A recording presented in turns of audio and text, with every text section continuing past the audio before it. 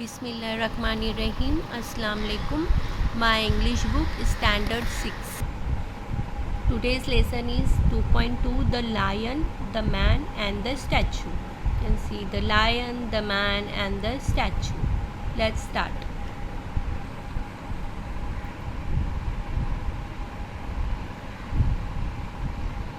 Okay. Long ago, a man and animal could talk to each other. Once a man and a lion got talking. The lion was very proud of his strength. I am the king of beasts. I am stronger than any man. That is why men fear me. The man was also proud of his intelligence.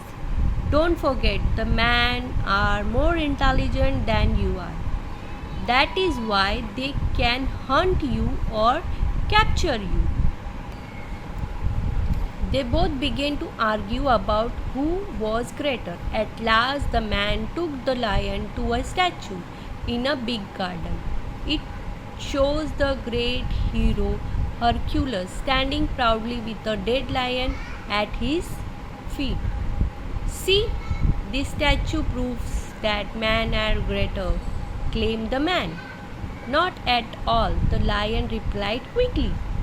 This only shows that the statue was made by man.